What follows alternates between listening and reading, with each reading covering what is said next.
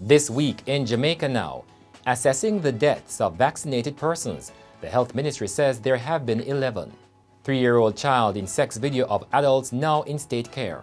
Court hears that a soldier was among the bodyguards of one-don gang leader Blackman Bryan and a woman a top lieutenant.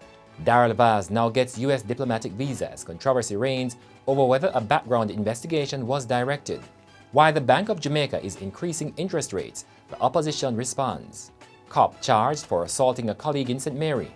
And occupants of the burned former home of Bob Marley seeking help.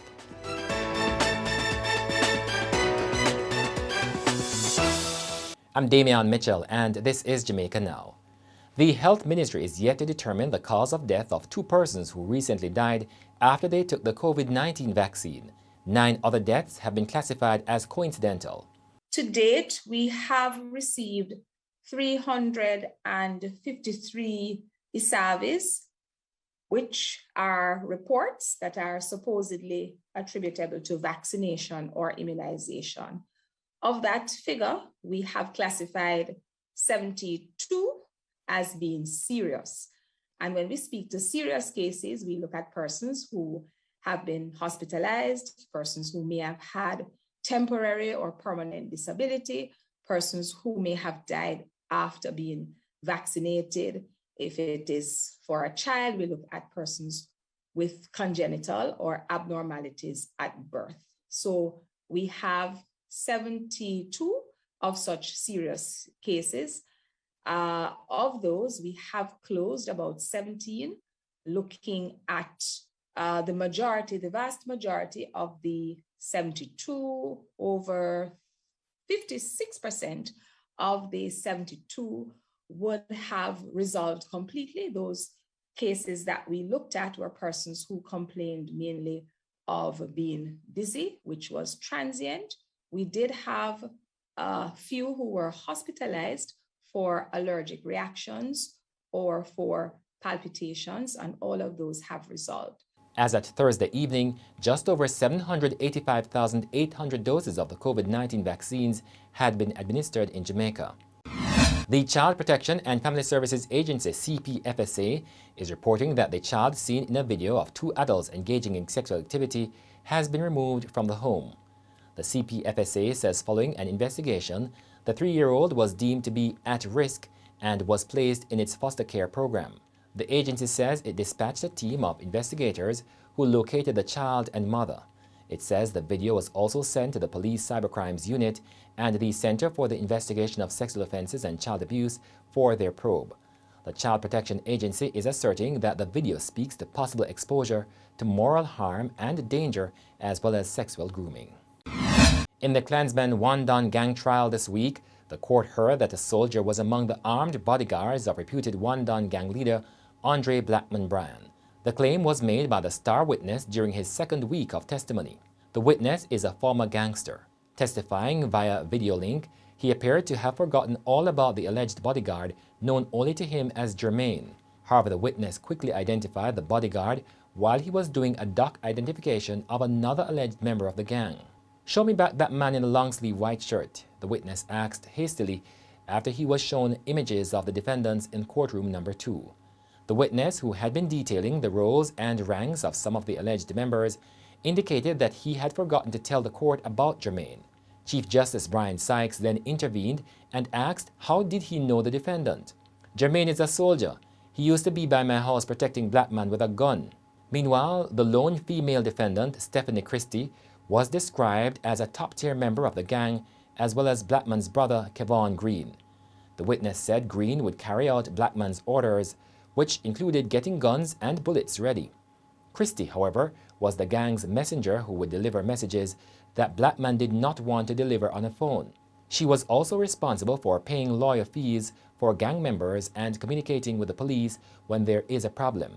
Bryan and 32 other alleged members of the gang are being tried on an indictment with 25 counts under the Criminal Justice Suppression of Criminal Organizations Act and the Firearms Act. The major organized crime and anti-corruption agency MOCA has rejected claims that former National Security Minister Peter Bunting requested that current Energy Minister Darly Vaz be investigated. Director General of MOCA, Colonel Desmond Edwards, says since its establishment, no government minister or policymaker has ever given it any directive to investigate any individual. According to Edwards, the agency has very robust and transparent internal processes that determine the matters to be investigated. He was responding to claims by a former United States ambassador to Jamaica, Donald Tapia, that Peter Bunting, while he served as National Security Minister, requested that Vaz be investigated. Tapia's comments came amid wide public discussion about the U.S. visa reissued to Vaz with a rare annotation which covers controlled substance traffickers under U.S. immigration law. Vaz has since been issued with a U.S. diplomatic visa. Bunting has rejected all accusations in relation to his role in the revocation of Vaz's visa 2 years ago. Vaz has denied wrongdoing. Police Constable Michael Garrix is to return to court on October 21 to answer to the charge of assaulting his colleague. On Thursday, he appeared in the St Mary Parish Court. Garrix was charged following a ruling by the Office of the Director of Public Prosecutions. The constable was charged in relation to the assault of another cop in Brainerd, St Mary on June 24, 2019. The complainant was reportedly struck several times with a baton by the cop following his refusal to be searched during a stop and search. The occupants of the childhood home of Bob Marley and Bunny Wailer in Trenchtown, St Andrew, are yet to receive assistance as they seek to recover from a recent fire that left them without a roof over their heads. The two-story building on 2nd Street was gutted nearly 2 weeks ago, displacing about 4 sets of residents. The Jamaica Fire Brigade had estimated that the damage from the September 18 fire was $300,000. Nadia James gave birth to her 5th child on September 11, exactly a week before the fire, and has been residing with her in-laws since. James told the Gleaner that she lost furniture, electronics, and clothing in the fire. She says her mentally ill uncle has remained in the burnt-out quarters as he cannot find alternative accommodation. The opposition People's National Party has taken issue with the decision of the central bank to raise interest rates to maintain the annual inflation rate at 4% to 6%. The spokesman on finance, Julian Robinson, said the increase in interest rates is a bad idea. The opposition is against the interest rate hike announced by the Bank of Jamaica. We believe it is going to push up the cost of credit to both businesses and consumers, particularly at a time when the country needs to recover from the COVID pandemic. And we don't think it is going to address significantly the levels of inflation that exist. The inflation that exists right now is what is termed cost-push inflation, which is driven primarily by external factors.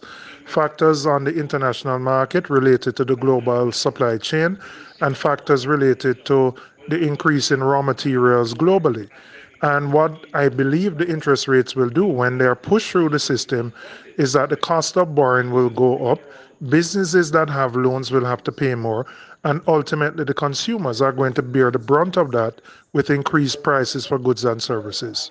The Bank of Jamaica, the BOJ, has announced that it will be increasing the policy interest rate offered on overnight balances from deposit-taking institutions from 0.5% to 1.5%. And that's it for this edition of Jamaica Now, your weekly review of the big news stories. Send us your comments at onlinefeedback@gleanerjm.com. Follow us on Twitter and Instagram at Jamaica Gleaner and on Facebook at Gleaner Jamaica. Like this video on our YouTube page. Subscribe today and turn on your notifications. I'm Damian Mitchell, and before we go, Trenchtown youths find joy in new leisure activity, skateboarding. Well, it helped them to keep active because more time you just see them up and down, or the back to gun shooting, so to take them mind off of that and put them on something more creative, and everybody want to prove them skills, so everybody try to compete with each other. What them can do on it, whether they can ski, jump or whatever, so it kind of keep them mind off different activities that not supposed to be. Do you think any of them have a future in, say, competitive skateboarding? Yes, because that's where sometimes it's not about watch them, still look for creativity in them. Even the girls, they want to get involved because of the boy, them can do it, so they want to try to. I see a future if them carry it on, because that's where them like it, so probably can get a bright future.